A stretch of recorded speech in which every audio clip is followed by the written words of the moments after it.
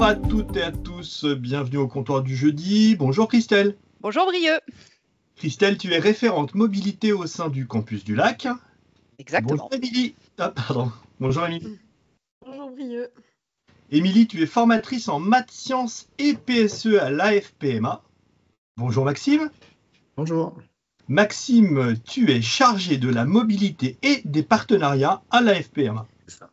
Et on a Marie-Claude. Bonjour Marie-Claude. Alors, Bonjour Brieux. Marie-Claude, tu es référente mobilité pour le consortium Movila. Vous allez nous parler de mobilité du personnel des CFA et des tuteurs en entreprise. Une mobilité qu'on connaît moins. On a plutôt l'habitude de parler de la mobilité des apprenants. Merci beaucoup d'avoir accepté mon invitation. Je vous laisse la parole et on se retrouve dans une demi-heure. Nous allons vous parler ce midi de la mobilité pour les professionnels des CFA. Les publics ciblés sont les formateurs, les responsables pédagogiques pour les filières des niveaux 3 et 4, les référents mobilité, les tuteurs de nos apprentis, les personnels administratifs et l'équipe de direction. Concernant les mobilités, donc, il s'agit d'effectuer une mobilité de 2 jours de stage minimum, hors jour voyage, en Europe et à l'international, uniquement possible pour les stages d'observation. Le statut de bénéficiaire, bien, ils doivent être salariés et ils ont la possibilité d'avoir une bourse Erasmus+, pour contribuer au financement de leurs frais de transport, de séjour et de formation. Nous allons vous parler de 2 dispositifs, le stage d'observation dont je vais vous parler et le stage de formation dont Maxime va vous parler par la suite. Alors, le stage d'observation, il se déroule dans une entreprise ou dans un centre de formation en Europe ou à l'international et il s'agit d'une mobilité individuelle avec une convention de stage par bénéficiaire et l'objectif est la montée en compétences du bénéficiaire. Quelques mots sur la structure dans laquelle je travaille pour planter le décor. Donc, je suis Christelle Bans, référente mobilité au Campus du Lac depuis un peu plus de 10 ans. Le Campus du Lac, c'est un centre de formation dans les métiers de l'hôtellerie-restauration et du tertiaire, donc commerce, administration, assurance. Nous avons à peu près 1600 apprenants, dont 80% sont apprentis et 160 salariés, et une pratique de la mobilité depuis une quinzaine d'années. Nous faisons essentiellement de la mobilité de stage de courte durée en infrabac pour les CAP, les BP, les bac pro et les titres, et en post-bac pour les BTS ou les masters. On fait de la mobilité aussi de longue durée pour les apprentis récemment diplômés et pour les étudiants. Nous avons aussi des formateurs qui accompagnent bien souvent nos groupes d'infrabac. Et enfin, nous faisons du job shadowing, c'est-à-dire donc des stages d'observation auxquels peuvent participer les salariés du campus ou les tuteurs de nos apprentis. Ça, c'est très important. Nous en faisons entre 5 et 10, je dirais, par année scolaire. Alors, pourquoi avons-nous développé les stages d'observation au Campus du Lac? Donc, à la base, pour être tout à fait honnête avec vous, on s'est dit ça avait l'air intéressant sur le papier, donc allez, on va tenter. Et puis, en constatant les bénéfices de la mobilité sur nos apprentis, on s'est dit que ce serait la même chose pour nos personnels. L'idée, c'est donc d'aller chercher à l'étranger des idées pour moderniser ou enrichir ces pratiques. Aussi, le stage d'observation, c'est l'occasion pour nos personnels de leur faire connaître ce qu'est la mobilité. Ils n'ont pas forcément eu l'occasion dans leur vie d'observer leurs pratiques professionnelles à l'étranger. Et bien évidemment, cela renforce l'ouverture à l'international de notre CFA. Alors, comment sélectionner les bénéficiaires? Concernant les salariés du campus, on va les sensibiliser lors de réunions. Je n'organise pas de réunion spéciale, mais j'en parle, en juin-juillet, lors de la réunion de sortie, parce que je sais qu'à ce moment-là, je touche tous les salariés. Concernant les tuteurs, on peut évoquer l'existence du dispositif lors des réunions tuteurs, souvent organisées en début d'année scolaire ou lors des visites en entreprise. Et puis le référent mobilité, c'est-à-dire moi, je peux également cibler et proposer directement à un tuteur. Ce serait par exemple le tuteur particulièrement sensible aux bienfaits de la mobilité, celui qui dit toujours oui au départ des apprentis.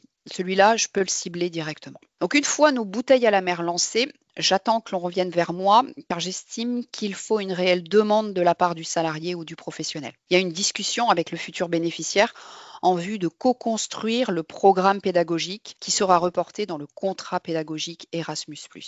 Alors, je lui demande, qu'est-ce que tu veux apprendre ou voir à l'étranger? Ça peut être un constat du genre, j'ai vu sur les réseaux que les Italiens avaient une bonne approche des publics en difficulté. Est-ce que tu as des contacts avec des centres de formation italiens? Ou alors un formateur en cuisine qui voudrait monter en compétences sur la conception des tapas. En fait, le salarié, il a l'idée des compétences qu'il veut développer et le référent mobilité, il a le carnet d'adresses. Alors, quel est le rôle du référent mobilité? D'abord, il faut demander en amont des bourses pour les stages d'observation. Là, par exemple, je viens de répondre à l'appel à candidature Erasmus+ 25 pour des bourses que je pourrais utiliser entre le 1er juin 2025 et le 31 août 2026, voire après si une prolongation est demandée. Ensuite, le choix de l'organisme d'accueil.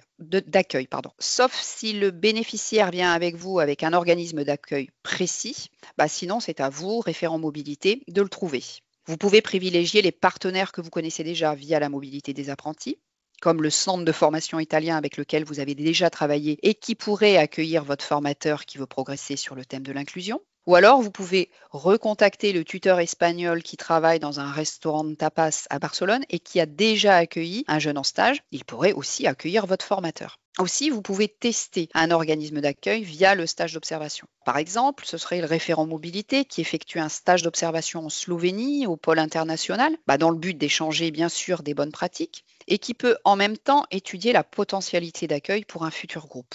Donc il faut être, si vous voulez, un peu stratégique dans le choix de l'organisme d'accueil, mais aussi dans la périodicité choisie. Je m'explique. On peut faire le stage d'observation pendant une mobilité d'apprentis. Par exemple, j'ai un groupe de 10 apprentis en stage pendant 2 ou 3 semaines en Espagne avec un accompagnant. Et en même temps, j'ai mon formateur en cuisine qui fait un stage d'observation de 5 jours dans son restaurant à tapas. Comme ça, on répond à la problématique des formateurs qui ne veulent pas partir seuls en mobilité. Là, ils partent à 2.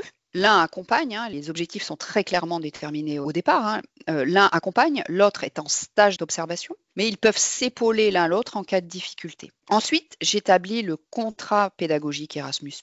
Et concernant les activités réalisées pendant les stages d'observation, j'ai relu justement les contrats pédagogiques et je me suis rendu compte qu'il y avait des activités communes à tous les stages d'observation, comme par exemple échanger des bonnes pratiques, s'adapter dans un environnement interculturel, observer le fonctionnement d'un service, etc. Ensuite, le référent mobilité va s'occuper de la logistique du voyage, transport, logement à réserver, puis je dirais la feuille de route que l'on envoie aux bénéficiaires. Ensuite, il y a la mobilité physique. Il va partir à l'étranger et là, le référent mobilité, en l'occurrence moi, normalement, j'ai rien à faire. Puis il va revenir, bien sûr, et ses obligations au retour. Alors, ce qui est obligatoire, c'est de remplir le fameux rapport de participant. Alors, je n'ai pas vérifié, mais il est similaire à celui que renseignent les apprentis. Aussi, partager son expérience me semble indispensable. Alors, ça peut être lors d'entretiens formels ou informels, ou alors on peut demander aux bénéficiaires un retour réflexif, c'est-à-dire un journal de bord qui décrit les activités, un listing des compétences travaillées et comment maintenant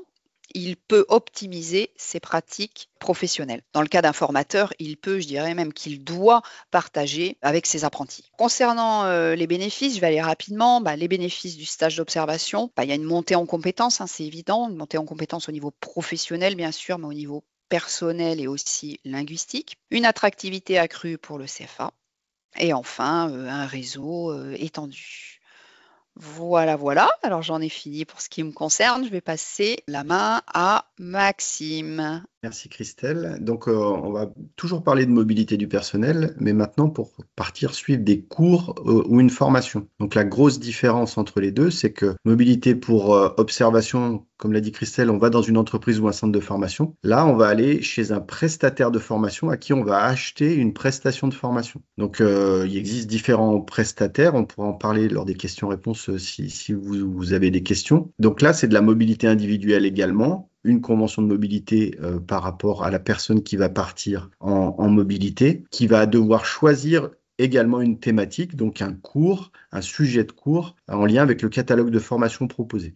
Il est de la responsabilité du référent mobilité et de l'organisme d'envoi de s'assurer que la prestation de formation est de qualité en phase avec ce que la Commission européenne souhaite. Donc notamment en termes de contenu de formation, en termes de qualité de prestation, en termes de suivi, en termes d'évaluation. Il y a tout un nombre de choses à vérifier avant de partir pour être sûr que la formation suivie par le salarié est de qualité. Et l'objectif, comme pour le job shadowing, c'est d'aller chercher ailleurs une plus-value, donc des compétences qui vont servir aux bénéficiaires, donc le formateur, le personnel administratif, à l'employeur, donc le centre de formation, et également aux apprentis qui sont dans le centre de formation. Donc moi, je travaille dans un centre de formation qui est en dehors du réseau CCI, un centre de formation dédié au métier de l'industrie qui est à côté de Bourg-en-Bresse dans le département de l'Ain. On est un petit peu plus petit que le campus du Lac. On a 500 apprentis en moyenne chaque année du CAP au BTS pour 70 salariés sur la partie apprentissage. On est aussi beaucoup plus jeune dans la mobilité, dans l'ouverture internationale, puisqu'on a commencé à travailler le sujet fin 2021, début 2022. Donc on a 2 ans et demi d'expérience sur ce domaine, mais on est allé assez vite et la mobilité du personnel a été un des leviers qui nous a permis d'aller assez vite dans le développement de la mobilité également pour les apprentis. Alors pourquoi on a souhaité développer la mobilité du personnel? On a commencé exactement en même temps que la mobilité des apprentis, c'est-à-dire qu'on n'a pas choisi de développer les apprentis d'abord et faire le personnel ensuite, parce qu'on s'est aperçu dès qu'on a commencé à travailler un petit peu le sujet de la mobilité, que certes les apprentis avaient des freins liés à la mobilité, mais les équipes en avaient tout autant. Donc on a identifié 3 freins principaux à la mobilité et c'est en fait les mêmes que pour les apprentis. Le premier, c'est le frein linguistique. Donc les formateurs qui disent je suis pas assez bon en anglais pour encadrer un groupe, parler à un partenaire, accueillir des jeunes dans mes cours qui viennent de l'étranger. Il y a le frein psychologique, donc des formateurs qui se disent moi je voyage pas énormément, je saurais pas forcément me débrouiller à l'étranger. Et puis il y a le frein parfois pédagogique où certains formateurs de prime abord ne voient pas forcément l'intérêt ou la plus-value pour leurs apprentis de faire une mobilité pendant leur formation. Donc l'idée pour nous, c'était de vraiment travailler cette mobilité du personnel pour nous permettre de développer en parallèle la mobilité des apprentis.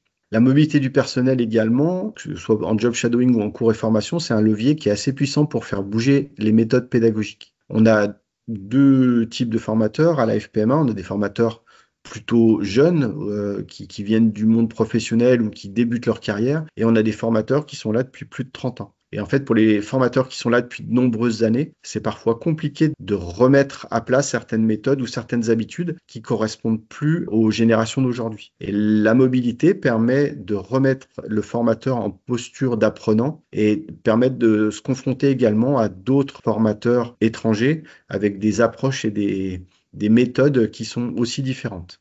Cette mobilité est aussi un moyen pour nous de motiver et fidéliser notre personnel parce que c'est vraiment une chance qu'on leur donne, qu'on leur apporte et de pouvoir choisir une formation, une destination et d'aller vivre ça en autonomie. On a aussi pour ambition d'attirer de nouveaux collaborateurs avec cette mobilité. Aujourd'hui, c'est un petit peu tôt pour faire un bilan sur ce point-là, mais on espère qu'à terme, on arrivera à attirer des formateurs qui viendront aussi parce que cette mobilité de personnel est possible. Et puis donc les échanges avec les formateurs de toute l'Europe, ça je l'ai dit. Peut-être pour préciser, donc quand quelqu'un part en formation, il se retrouve dans un groupe qui va souvent de 5 à 15 personnes avec des gens qui viennent de toute l'Europe, qui sont le plus souvent formateurs également. Il y a des échanges qui se font dans le cadre de la formation et aussi beaucoup en dehors de la formation, lors des repas ou lors de vie culturelle et qui sont aussi riches d'apprentissage pour les gens qui partent. Notre processus va ressembler à celui de Christelle. Ce qui est important d'avoir en tête, c'est qu'on ne peut pas se dire la mobilité de personnel,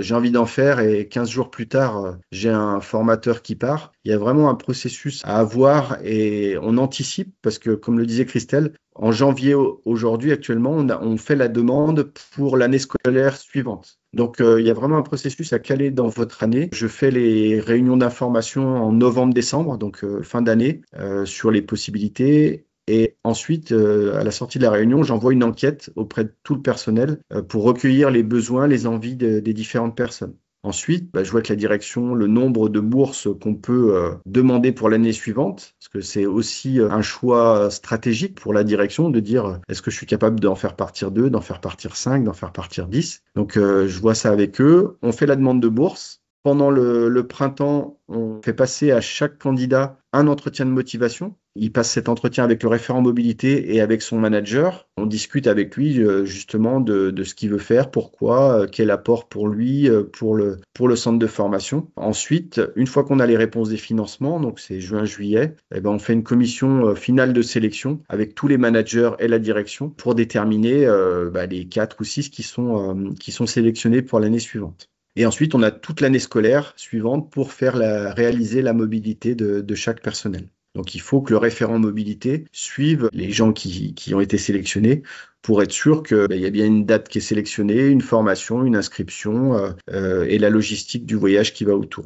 Comme pour la mobilité en observation, il y a une restitution qui est faite au retour, donc à l'équipe pédagogique, à la direction. Et puis, il y a des expérimentations qui sont faites en fonction des outils et de la thématique de la formation sur les mois ou les années qui suivent le retour de mobilité. On a aussi pleinement intégré ça à l'entretien annuel, au suivi de chaque salarié. Donc, on a rajouté dans les entretiens annuels une case mobilité qui permet d'évaluer au retour la mobilité et qui permet surtout de suivre sur plusieurs années la concrétisation, donc les expérimentations, les mises en place, les plus-values, donc l'impact pour le centre de formation. Premier bilan que je pourrais faire, déjà chiffré, c'est que donc on a 10 personnes qui sont déjà parties et 5 à venir d'ici l'été. Donc ça fera 15 mobilités en 2 ans et demi. Donc ce qui est assez important on est une équipe de 70 personnes dont 50 formateurs. On a presque 20% des effectifs qui sont partis en mobilité de personnel, c'est important. On a à peu près moitié formateur enseignement général, moitié formateur enseignement professionnel, sans avoir forcément orienté ou mis de quota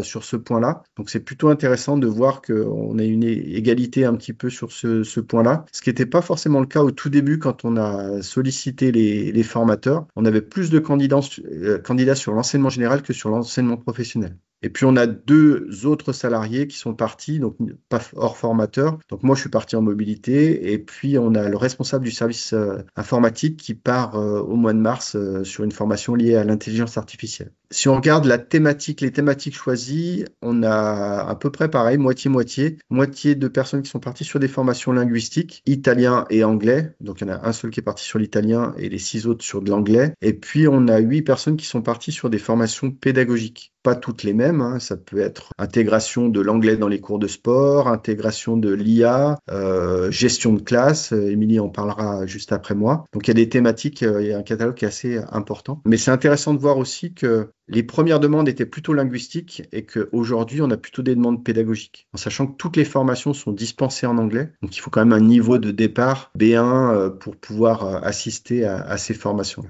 Autre constat, bilan qu'on peut faire après 2 ans, c'est que les sceptiques début 2022, aujourd'hui, sont candidats pour la mobilité de personnel. Donc, c'est que les retours qui sont faits par ceux qui sont partis sont bons et ont donné envie aux autres de s'y intéresser. Ceux qui sont partis sont candidats pour repartir, donc ça aussi c'est un indicateur intéressant. Et puis d'un point de vue général, ceux qui sont partis sont beaucoup plus volontaires, beaucoup plus ouverts pour s'impliquer sur des projets de mobilité et également pour accueillir des apprenants étrangers dans leurs cours. Donc on va céder la main à Émilie qui va témoigner justement de son expérience en mobilité. Merci Maxime. Bonjour à tous. Oui, donc aujourd'hui, je vais juste vous raconter comment c'est vu de l'intérieur. On a eu le côté plutôt organisationnel. Donc moi, j'ai eu la chance de partir avec la FPMA et donc grâce à Maxime en grande partie à Florence pour une formation pédagogique en octobre dernier, donc il n'y a pas très longtemps. J'avais déposé ma candidature début 2024 et la formation durait 6 jours autour des nouvelles pédagogies de la gestion de classe. Je vous ai mis l'intitulé, je vous épargne mon anglais avec ma voix cassée. Voilà, c'est écrit. Mes motivations avant le départ pour cette mobilité, c'était une montée en compétences sur la pédagogie puisque, comme le disait Maxime, je fais partie du flot de nouveaux salariés à la FPMA qui avaient un bagage tout autre puisque j'étais ingénieure de formation et de métier avant. Donc, je découvre la pédagogie et même si on a eu une formation pédagogique en entrant à la FPMA, je trouvais ça vraiment super de pouvoir doubler ça d'une formation à l'étranger pour notamment découvrir le métier vu par des personnes qui le faisaient d'autres pays, donc des personnes qui avaient d'autres expériences que nous totalement. Donc ça m'a permis d'acquérir un regard différent sur mes propres pratiques et échanger avec mes homologues d'autres pays, puisque du coup, quand je suis partie, j'avais un peu plus d'1 an d'expérience dans mon poste. Ça m'a aussi permis de travailler l'anglais et l'italien, qui étaient 2 langues que j'avais dans mon bagage scolaire. Donc la formation était en anglais, et puis l'italien, c'était sur les temps off. Et bien sûr, découvrir la ville de Florence, découvrir les richesses culturelles. Et puis aussi, on parlait des freins au départ. C'est vrai que partir seul, c'est finalement pas quelque chose qu'on fait souvent. Même si on a l'habitude de voyager, on voyage rarement seul. Donc c'était aussi une occasion de s'enrichir de ce point de vue-là. L'organisation personnelle en amont, Maxime en a un petit peu déjà parlé. La mobilité a été grandement facilitée par la présence de Maxime, référent Erasmus, chargé de la mobilité, qui s'est occupé de beaucoup de formalités et encore je pense qu'il y en a que j'ai pas vu. J'avais un choix à faire parmi un catalogue immense de formations, de villes, donc vraiment aucun frein de ce côté-là. J'ai pu prendre ce qui vraiment m'apportait personnellement. J'ai aussi beaucoup apprécié le fait que pour l'organisation du trajet, du logement, on a élaboré ça vraiment en binôme, donc ça a permis plus de souplesse sur les horaires, etc. Et donc, par exemple, mon choix de partir sans avion, on a pu le faire sans problème. Pour un côté très pratique, pour ceux que ça intéresse et qui se projettent là-dedans, on a loué un Airbnb sur place et le trajet s'est fait en bus et TGV. Et bien sûr, il fallait gérer les emplois du temps en fonction du départ. Donc, j'avais annoncé la période sur laquelle je souhaitais partir en amont. On l'avait réfléchi avec mon supérieur pour que ça n'impacte pas les périodes de CCF, pour choisir sur quelle alternance on tombait, etc. Enfin, toutes les modalités comme ça sont à anticiper, bien évidemment. Une fois sur place, la formation, moi ce que j'en retiens, c'est que c'était vraiment un lieu privilégié pour les échanges. On était 12 formateurs, donc eux étaient profs, mais voilà, de toute l'Europe. Donc j'étais avec des personnes qui venaient de Grèce, Lituanie, Slovaquie, Allemagne, Pologne et Espagne. J'étais la seule française, donc j'ai eu de la chance parce que du coup, moi j'étais purement dans l'échange et la découverte par rapport à ce que eux avaient à me partager. Très rapidement, dès le premier jour, on s'est rendu compte qu'on avait des problématiques communes. Donc c'est vrai qu'on a tous des méthodes très différentes, une approche de l'enseignement et de la pédagogie très différente, mais au final les difficultés sont les mêmes partout et donc on a pu se retrouver très rapidement à construire des échanges très bénéfiques, très vite, très intéressants. On avait des échanges et des partages tous les jours qui étaient planifiés, des temps planifiés à l'emploi du temps, et puis on avait des éléments de fond apportés par notre formateur puisqu'on avait un formateur et animateur qui nous a fourni les outils pédagogiques et les méthodes pour lesquelles on venait. Et je pense que la plus grande richesse vient finalement aussi de l'échange. Pour ce qui est de l'organisation du temps, le début de la formation, c'était tous les jours à 9h. Donc en plein centre de Florence. On faisait souvent un brise-glace, un jeu d'inclusion, des échanges, des exercices, des temps un peu de présentation, du travail de groupe. Et puis on finissait les cours autour de 14h, ce qui laissait beaucoup de temps pour la découverte culturelle et les échanges informels entre profs et formateurs sur place. Donc beaucoup de musées. Pour ma part. Les grands enseignements de cette mobilité, pour moi, à court terme après, parce que bon, c'était il y a quelques mois, je dirais que j'ai acquis des bases solides au sujet de nouvelles méthodes pédagogiques. En plus, bon, j'étais pas trop ancrée dans d'anciennes méthodes, puisque j'étais toute jeune dans le métier. J'espère que ça m'a mis sur des bons rails, on va dire. Des méthodes, des outils concrets à tester dès mon retour auprès des apprenants. Donc là, on le disait tout à l'heure, l'importance du retour. Christelle l'avait souligné, l'importance aussi pour les formateurs d'en parler avec les apprenants. Donc moi, je leur ai dit, voilà, j'ai découvert un nouveau truc en formation, on va le tester ensemble, puis vous me direz ce que vous en avez pensé. Donc c'était super. Un autre regard sur la mission du formateur. Grâce aux échanges, voilà, on a tous des approches très différentes de ce que c'est l'enseignement, le côté coercitif, enfin plein d'aspects du métier qui sont très intégrés en France et qui sont un peu ubuesques vus de l'étranger, donc très sympa là-dessus aussi. Et puis l'expérience personnelle enrichissante pour le voyage solo d'une semaine. Et après, la grande question, c'est qu'est-ce qu'on fait de ça ? Comment on transforme l'essai, comment on ancre tout ce qu'on a appris et acquis. Ce qu'on a fait, nous, à la FPMA, c'est qu'on a fait une présentation de l'ensemble des outils et des méthodes vues en formation lors d'une journée du personnel. Donc là, il y avait, je sais plus combien on était, mais il y avait tout le monde, quoi. Formateur pro comme enseignement général. Voilà, donc j'ai pu faire un retour sur les outils. Ce support, je l'avais construit sur place. Je pense que c'est vraiment une bonne idée pour pas perdre d'éléments. Et même pour moi, en fait, ça m'a permis de pas oublier parce qu'une semaine, c'est dense. Que construire sur place en même temps que la formation, je pense que ça, c'est important. Bien sûr, la présentation que j'ai réalisée est disponible sur un serveur partagé pour tous ceux qui veulent la consulter. Et puis, j'ai évoqué la possibilité d'aller plus loin dans l'échange avec les collègues volontaires. Donc, il y en a qui viennent épisodiquement qui viennent m'en parler. On échange sur certains outils et puis on teste chacun de notre côté et on fait des retours ensemble. Ça a aussi permis de voir que dans d'autres pays, le job shadowing, comme on l'a appelé tout à l'heure, c'est quelque chose de courant même au sein d'un même établissement. Donc c'est aussi quelque chose qu'on a initié un petit peu entre nous, entre collègues. Si certains n'ont pas cours, ils vont assister aux cours de certains formateurs parce que j'ai vu que c'était quelque chose de très normal dans certains pays. Donc je me suis dit pourquoi pas faire pareil avec les collègues volontaires. Et puis, je terminerai sur une application concrète que je vous ai choisie sur la diapo suivante, plus à destination des apprentis. Voilà, donc là, par exemple, j'ai essayé de mixer un maximum de choses que j'avais vues, c'est-à-dire, un côté ludopédagogie, ça fait plusieurs années qu'on en entend parler de la ludopédagogie. Nous, on a fait un peu plus de cours là-dessus. Donc, j'avais trouvé un jeu de rôle pour s'approprier des enjeux liés à une problématique précise. J'ai pu voir tout de suite que ça portait ses fruits. Les apprenants étaient bien plus impliqués que quand on fait pas ce jeu de rôle où ils me balancent des idées un peu farfelues. Là, ils restaient plutôt terre à terre. C'était mieux construit grâce au jeu de rôle. J'ai utilisé un outil là que vous voyez, j'ai fait une capture d'écran, un outil qu'on nous avait présenté en formation qui permet par exemple de responsabiliser le groupe sur la gestion du temps, sur le niveau de bruit puisqu'il y a un détecteur de bruit. Ça permet de donner de la visibilité sur le déroulé de la séance, qu'est-ce qu'on a déjà fait, où on va, etc. Travailler en groupe, faire une salle mobile, permettre aux apprentis de se lever, d'échanger, voilà. Donc là, c'était un petit peu la séance consécration, mélange de ce que j'avais retenu de plus important de la formation. Mais c'est sûr que de toute façon, ça a coloré ma façon de former au quotidien, même en dehors d'événements un peu comme ça. Voilà pour ma présentation. Eh bien, merci beaucoup tous les trois, c'était super intéressant.